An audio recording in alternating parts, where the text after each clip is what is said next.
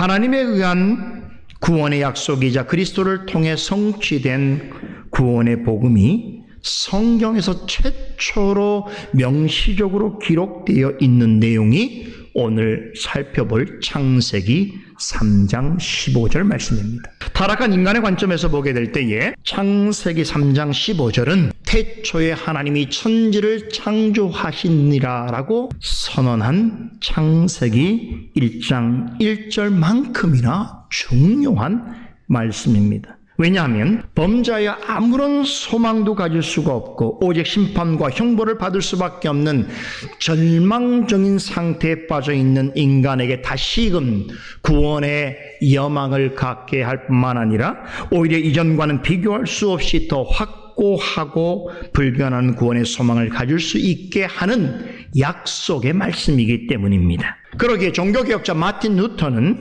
창세기 3장 15절을 모든 성경 구조를 통틀어 가장 고귀하고 영광스러운 진리라고 말했습니다. 저도 동의합니다. 더욱 놀라운 것은 이 고귀하고 영광스러운 구원의 진리를 아담과 하와가 타락한 직후에 말씀하셨다는 사실입니다.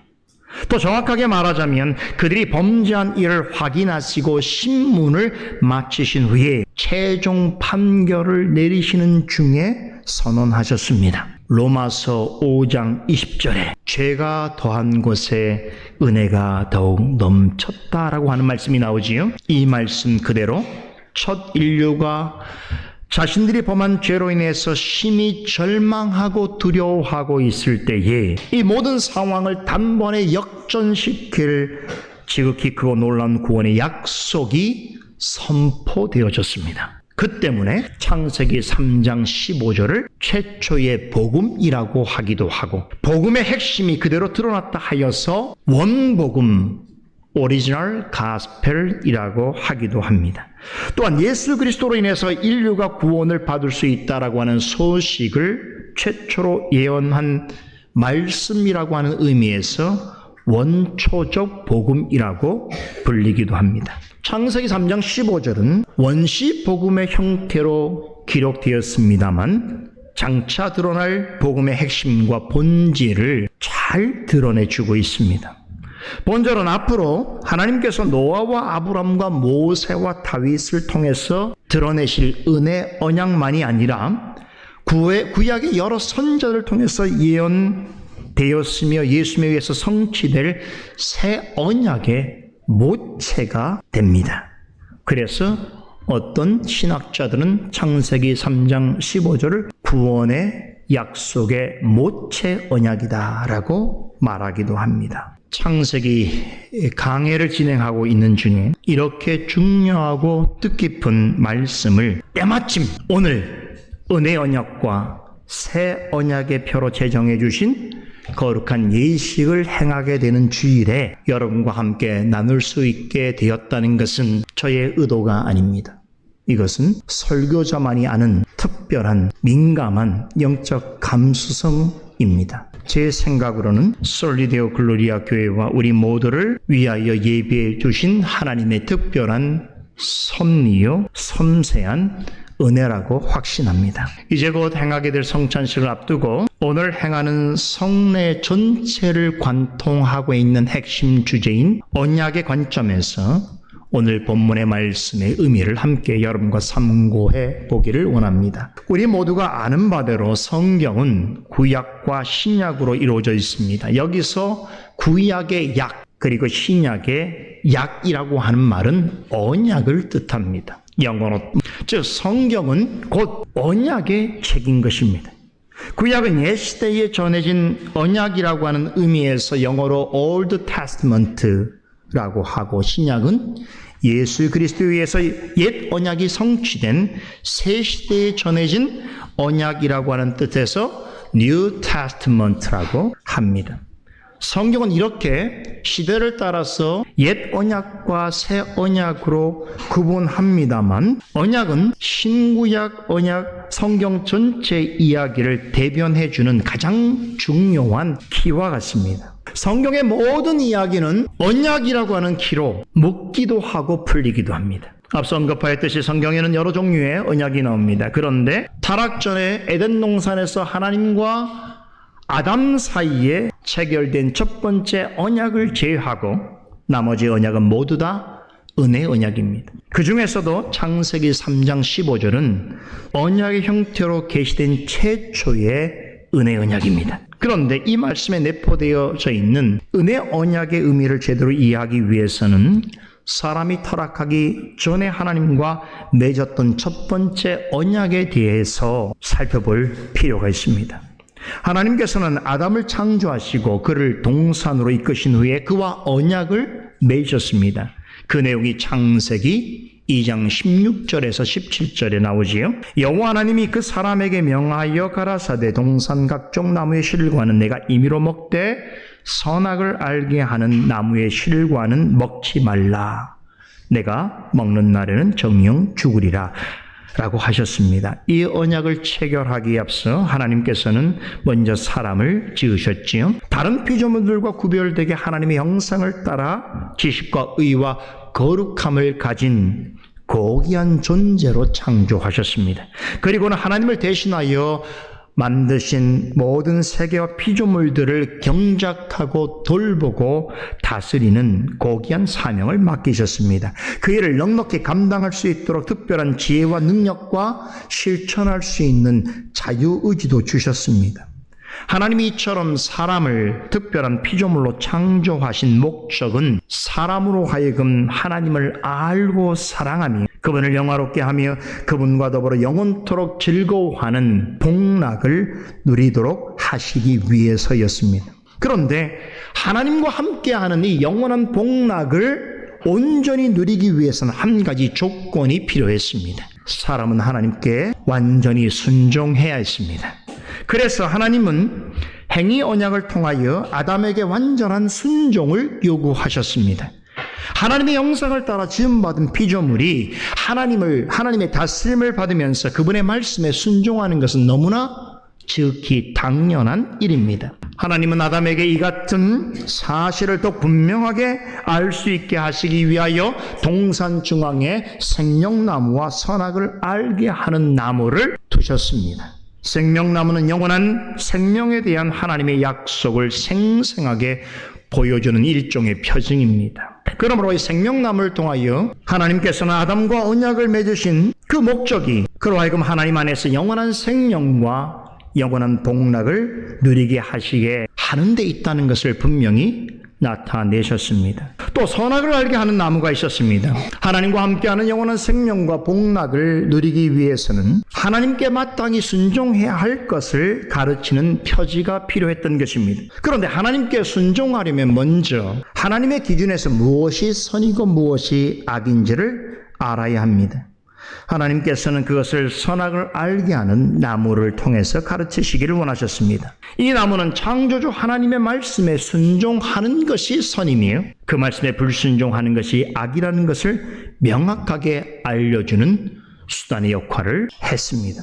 아담은 하나님이 동산 중앙에 심어두신 생명나무와 선악과 나무를 통해서 하나님께서 말씀하시는 진정한 선과 악이 무엇이며 이것을 근거로 말씀에 순종할 때에 하나님의 약속대로 영원한 생명과 복락을 누리게 된다는 것을 충분히 인지하였고 잘 이해하고 있었습니다. 이렇게 하여 하나님과 사람 사이에 최초의 언약이 체결되었습니다. 이때 아담은 모든 인류의 대표자로서 하나님과 언약을 맺었습니다. 이처럼 순종과 불순종이라는 사람의 행위를 조건으로 하여 영원한 생명이 주어지도록 설계되었다는 점에서 이 언약을 가리켜 행위 언약이라고 하는 것입니다. 이 언약의 내용과 조건은 아담뿐 아니라 그의 모든 후손에게 동일한 방식으로 약속되었습니다. 하나님의 말씀에 순종하여 선악을 알게 하는 나무의 열매를 먹지 않는다면 누구든지 하나님이 약속하신 영원한 생명과 영원한 복락을 누릴 수 있었습니다. 제가 지난번 몇 번의 강서를 통해서 사람이 타락하기 전의 상태가 어떠했는지에 대해서 자세히 말씀드렸습니다. 사람이 죄를 지을 가능성이 전혀 없었던 것은 아니지만 실제로 에덴 동산에서의 환경은 우리가 처한 지금 우리 현실과는 너무나 달랐습니다. 타락하기 전에 아담과 하와는 인간으로서는 거의 완벽에 가까운 상태에 있었습니다. 에덴 동산도 사람이 죄짓기보다는 오히려 죄짓기가 어려운 환경이었습니다. 거기서 사람이 죄질 만한 아무런 이유가 없었습니다. 그런 점에서 볼 때에 타락 이전에 아담과 하와에게 행위 언약은 그리 지키기 어려운 시험이 아니었다는 사실입니다. 동산에서 단 한 가지 금하신 일만 하지 않는다면 그 나머지 모든 것은 자유롭게 누릴 수가 있고 거기다가 영원한 생명과 복락을 누릴 수 있는 너무나 좋은 완벽한 환경이었습니다. 그러나 우리 모두가 아는 것처럼 아담은 하나님과 맺은 첫 언약을 깨뜨려 버렸습니다. 뱀의 유혹이 있었지만 하나님이 먹지 말라고 하신 열매를 먹은 것은 아담의 자유로운 선택이었습니다. 그가 가진 자유의지의 결과였습니다. 아담과 하와가 지은 죄는 지금처럼 죄를 짓지 않고는 살 수 없는 그런 환경에서 부득불 지은 것이 아닙니다.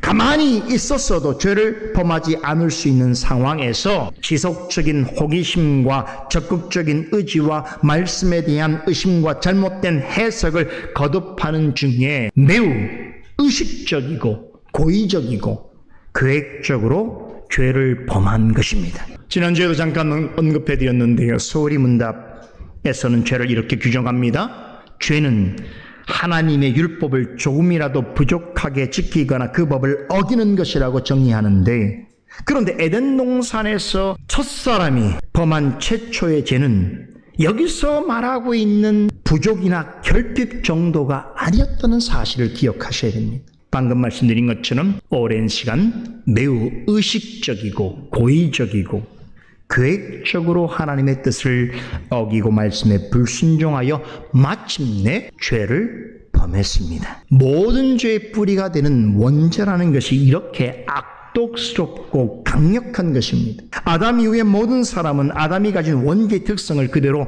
전가받았습니다. 그래서 성경은 하나님 보시기에 모든 사람은 죄 중에 잉태된다고 말씀하며 태어날 때부터 악하며 하나님 앞에서 선을 행하는 자는 없으니 하나도 없다라고 증거하는 것입니다. 아담과 하와의 범죄로 인해서 동산에서 하나님과 맺은 첫 번째 언약은 완전히 파기되었습니다.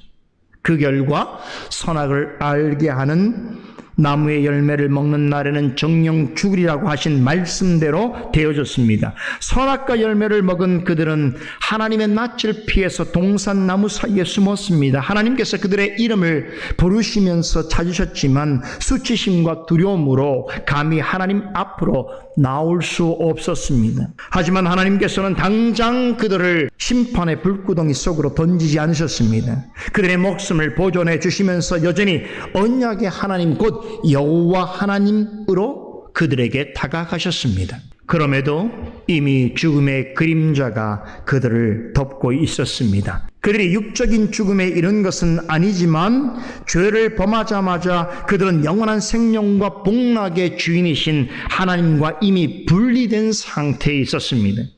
즉 영적 죽음 가운데 있었습니다. 범죄한 후에 그들에게서 나타난 여러 가지 부정적인 반응들을 보게 되면 알 수 있습니다.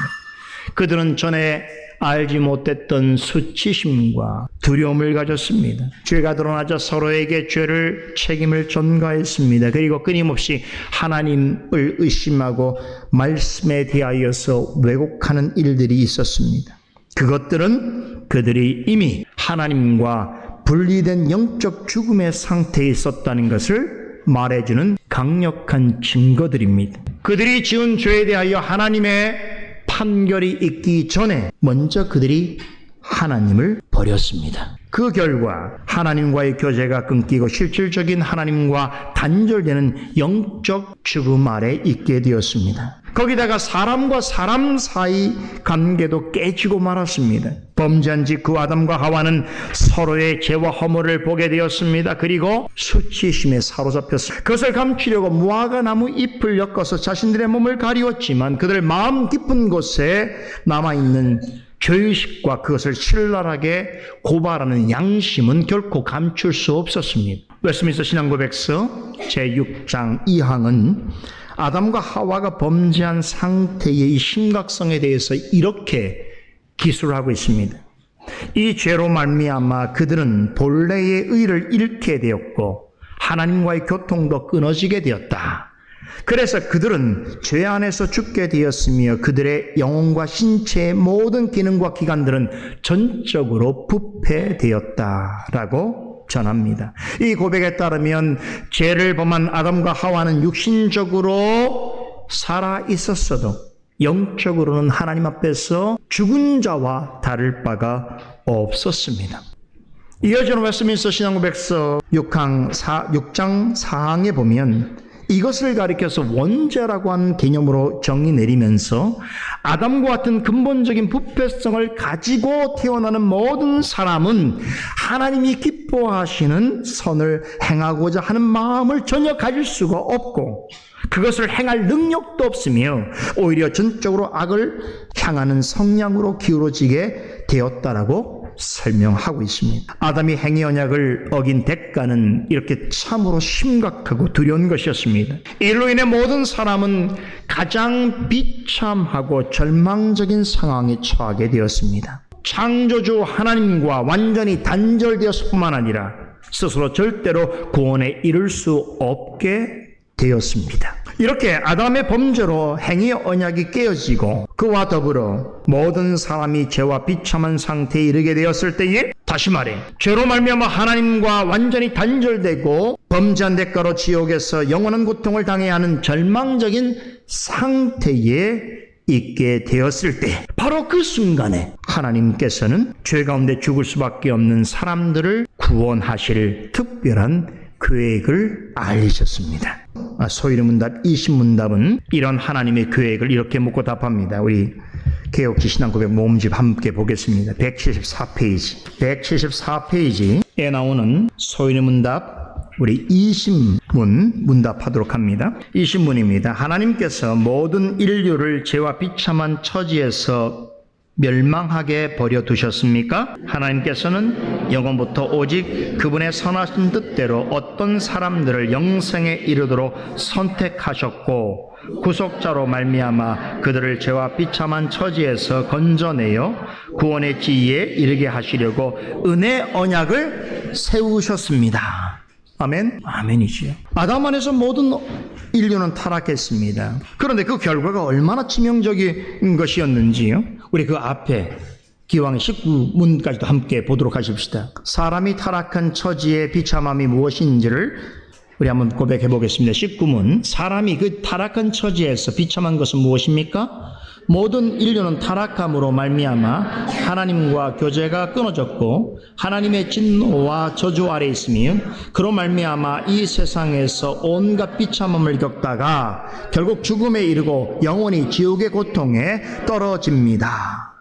바로 이것이 행위 언약을 깨트린 결과입니다. 그런데 하나님께서는 아담과 하와가 이 언약을 깨트리자마자 곧바로 그들을 영원한 지옥의 고통 가운데 던지지 않으셨습니다. 그런 일을 당해도 마땅한 죄를 범하였음에도 그들과 그의 후손들 중에 어떤 이들을 위하여 구속자를 마련하여 보내주시고 그를 믿음으로 구원을 얻게 하시겠다라고 하는 원대한 구원 계획을 아담과 하와가 범죄하여 가장 큰 비참과 절망 가운데 있을 때에 그들에게 이 구원 계획을 직접 밝히셨습니다. 그런데 이 구원의 약속은 이전의 행위 언약과는 완전히 달랐습니다.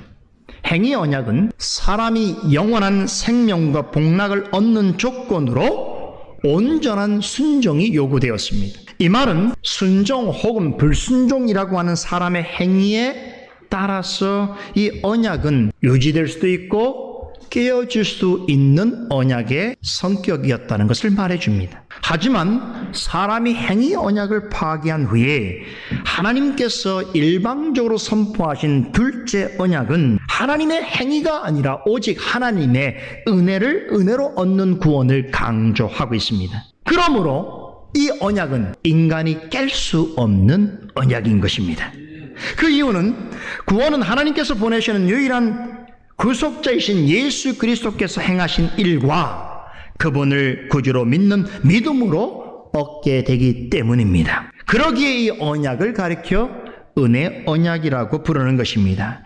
이 언약의 구체적인 내용을 처음 역사 속에서 명시적으로 선포한 말씀이 바로 창세기 3장 15절입니다. 놀라운 말씀이죠. 우리 본문을 한 목소리로 다시 한번 읽어보도록 하겠습니다.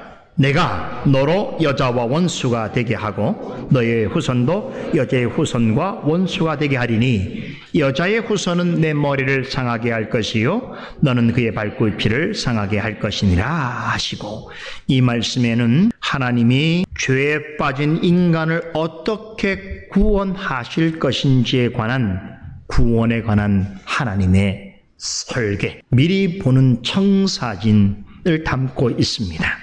이 말씀과 관련해서 먼저 주목해 보아야 할 것이 있습니다. 타락하기 전에 아담과 맺으신 첫 번째 언약에서는 사람의 행위를 요구하셨지만 두 번째 언약에서는 사람이 무엇을 해야 하는 내용이 전혀 없다는 사실입니다. 하나님이 어떻게 죄인을 구원하실지 오직 하나님의 약속만을 전하고 있습니다. 이것이 행위 언약과 은혜 언약의 결정적인 차이입니다. 하나님은 행위 언약을 지키는 데 실패한 인간에게 오직 은혜로서 주어지는 구원을 제시하셨습니다. 이 언약을 은혜 언약이라고 부르는 이유가 여기에 있습니다. 은혜 언약에는 오직 은혜로 구원을 이루시는 하나님의 약속만 나옵니다. 여기서 말하는 약속이란 하나님께서 여자의 후손을 보내셔서 사탄을 벗으심으로써 구원을 주시라라고 하는 약속입니다.